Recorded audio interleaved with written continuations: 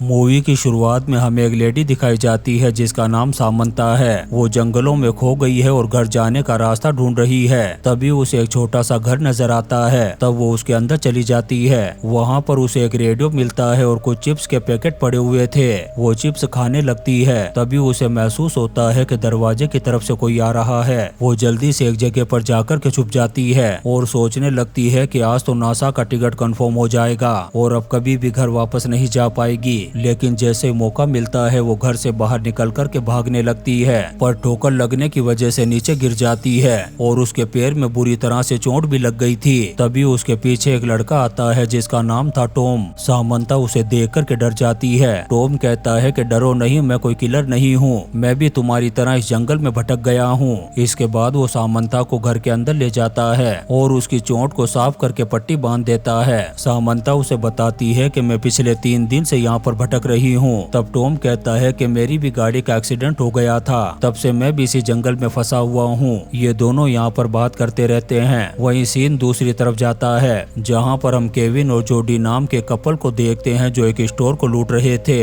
लेकिन स्टोर का मालिक उन्हें केस देने से मना कर रहा था। तब जोडी कहती है कि चुपचाप पैसे निकाल वरना भेजे मैं सुरंग बना दूंगी। इधर जंगल में दिखाते हैं कि टॉम और सामंता एक गाड़ी को स्टार्ट करने की कोशिश कर रहे थे, लेकिन वो स्टार्ट नहीं होती। तभी सामंता बताती है कि वो प्रेग्नेंट है और उसके हस्बैंड ने उसे घर में रहने के लिए कहा था, लेकिन उसने उनकी बात नहीं मानी और यहाँ पर फंस गई। कुछ देर बाद सामंता और टॉम गाड़ी से वापस उतर जाते हैं और सामंता एक नोट गाड़ी में छोड़ देती है ताकि उसका हस्बैंड उसे ढूंढ सके। अगली सुबह दिखाते हैं कि टॉम अपनी कार से कुछ पेट्रोल निकाल रहा था ताकि वो दूसरी कार में डाल सके, लेकिन जब वो पेट्रोल को लेकर के आ रहा था तभी उसे ठोकर लगती है और वो जमीन पर गिर जाता है, जिससे कि सारा पेट्रोल वहीं पर फैल गया था।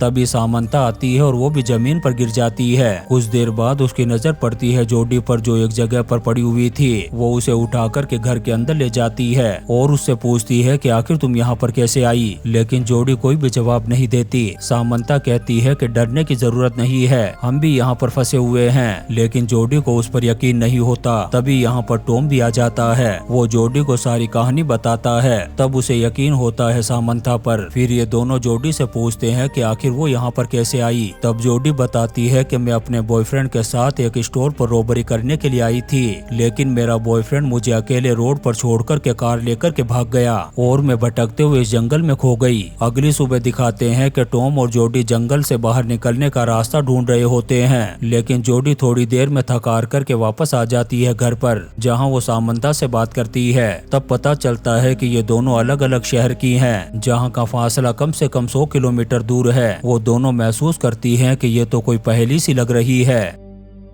उधर टॉम पूरे दिन जंगल में घूम कर के बाहर निकलने का रास्ता ढूंढ रहा था, लेकिन शाम हो जाती है, कोई रास्ता नहीं मिलता। वो थक कर के घर आता है। तभी वहाँ पर जोडी मिलती है और उसे बताती है कि सामंता न्यू जर्सी से है। ये सुनकर के टॉम अंदर जाता है और उसे बताता है कि वो साउथ डकोटा से है। आखिर ऐसा कैसे हो सकता है। अब ये तीनों बहुत ही ज्यादा कंफ्यूज होते हैं क्योंकि इन तीनों के शहरों की दूरी बहुत ज्यादा थी और उनकी दिशाएं भी अलग अलग थी। ये आपस में बात करते हैं कि ये तो बहुत ही भयानक है, जरूर कुछ अजीब होने वाला है। इनके पास पानी और खाना भी नहीं था। अब तीनों गुमसुम होकर के बैठ जाते हैं घर में। फिर थोड़ी देर बाद ये तीनों फिर से बाहर निकलते हैं रास्ता ढूंढने के लिए। तभी अचानक से जोडी का पैर फिसलता है और वो गिर जाती है नीचे। वहीं पर जमीन में एक दरवाजा था।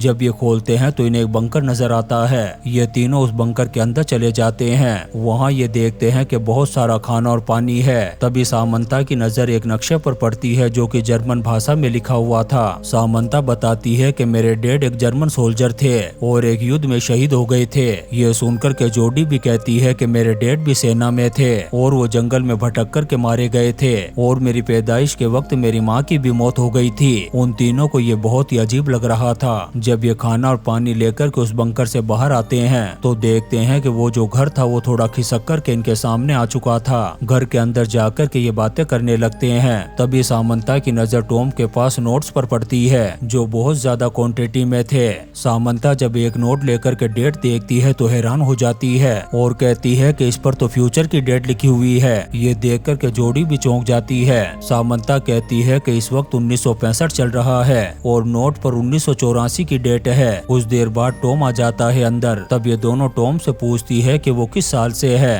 तब वो बताता है कि वो 1911 से है।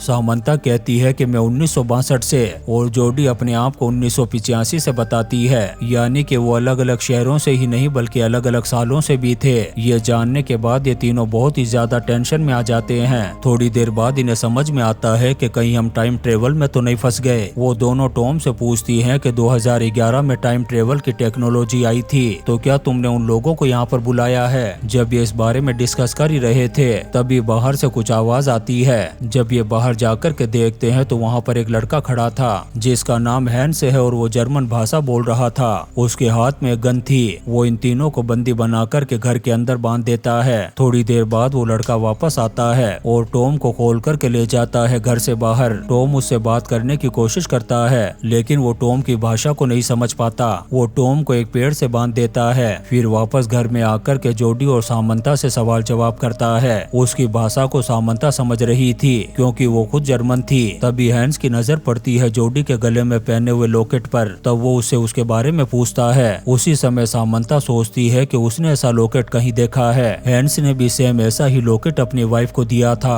तभी सामंता कहती है कि फोटो में जो लेडी है वो उसकी माँ है और उसके डैड भी एक जर्मन सोल्जर थे जो 1945 में इन जंगलों में भटक रहे थे। इतने कंफ्यूजन के बीच हैंस उन दोनों को भी बाहर ले जाता है जहाँ पर टॉम बंधा हुआ था। सामंता टॉम से पूछती है कि तुम्हारे पास भी इस तरह का कोई लॉकेट है क्या? इसी बीच हैंस सबको मारने के लिए उतारू हो जाता है। जैसे ही टॉम को मौका मिलता है वो अपने आप को छुड़ा लेता है और हैंस को ही बंदी बना लेता है। माहौल बहुत ही ज्यादा कंफ्यूजन वाला था। ये लोग समझ ही नहीं पा रहे थे कि आखिर हो क्या रहा है। उसी समय सामंता जोडी से पूछती है कि तुम्हारा बर्थडे कब आता है और क्या तुम्हारे पिता का नाम एडम है? यहाँ पर हमें पता चलता है कि असल में जोडी सामंता की ही बेटी है। ये सच इन दोनों को झकझोर करके रख देता है। सामंता को पता चल जाता है कि वो जोडी के पैदा होते ही मर गई थी। उस वक्त उसके हस्बैंड पेरिस के एक युद्ध में शामिल थे। अब सामंता अपने आंसू नहीं रोक पाती है और केबिन से बाहर चली जाती है। तभी टॉम को पता चलता है कि वो जोडी का बेटा है क्योंकि उसके गले में भी वैसा ही लॉकेट पहना हुआ था। तभी टॉम जोडी से पूछता है कि तुमने खून किया था जिसके लिए तुम्हें जेल हुई थी और मुझे अनाथालय में रहना पड़ा था। लेकिन जोडी इन बातों से इनकार करती है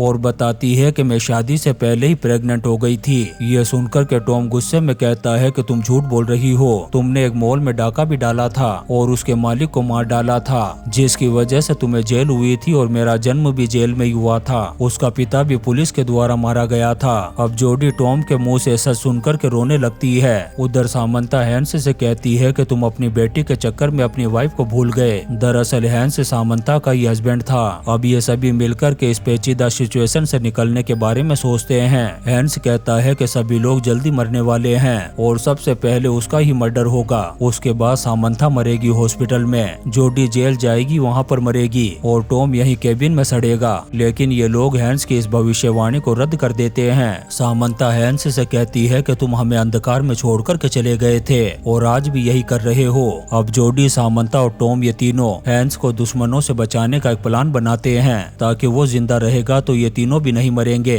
तभी इन्हें बाहर से बॉम्ब के ब्लास्ट होने की आवाज सुनाई देती है। ये तीनों बाहर जाते हैं और हैंस को अपना प्लान बताते हैं लेकिन हैंस इनके प्लान को रिजेक्ट कर देता है और टॉम को मारने की कोशिश करता है। टॉम अपने आप को बचाने के लिए गन छीनने की कोशिश करता है लेकिन इसी हाथापाई में गोली चल जाती है। वो गोली पास ही खड़ी जोडी को जाकर के लग गई थी। सामंता और टॉम जल्दी से जोडी को एक सेफ जगह पर लेकर के जाते हैं ताकि उसकी जान बच सके। तभी हैंस दोबारा से टॉम पर गोली चलाने की कोशिश करता है पर गोली टॉम को नहीं लगती लेकिन वो धीरे धीरे गायब होना शुरू हो जाता है। तभी फाइटर प्लेन आते हैं और बॉम्ब फेंकना शुरू कर देते हैं। इस बार सामंता हैंस को बचाने के लिए मना लेती है और वो दोनों बंकर की तरफ भागते हैं। हैंस बंकर के दरवाजे को बंद कर देता है। उधर टॉम और जोडी दोनों गायब हो जाते हैं। सीन शिफ्ट होता है और जोडी को दिखाते हैं 1985 में। वो उसी स्टोर में होती है जहाँ पर उसने रोबरी की थी लेकिन इस बार वो अकेली थी और उसका व्यवहार भी कूल था। जैसे ही जोडी स्टोर से बाहर निकलती है वो केविन को देखती है जो एक दूसरी लड़की के साथ वहाँ पर आया था और स्टोर के अंदर जाकर के वही सब करता है, लेकिन जोडी वहाँ से चली जाती है। इसके बाद हम जोडी और सामंता को साथ देखते हैं। ये दोनों एक जगह पर टहलने के लिए जाते हैं और इसी सीन के साथ ये शानदार मूवी इंटर नाउ हियर खत्म हो जाती है। दोस्तों, हम आपके लिए ऐसी ही इंटरेस्टिंग मूवीज एक्सप्लेन करते रहेंगे, तो आप चैनल को सब्सक्राइब जरूर करें और लाइक और कमेंट्स भी करें। Thank you.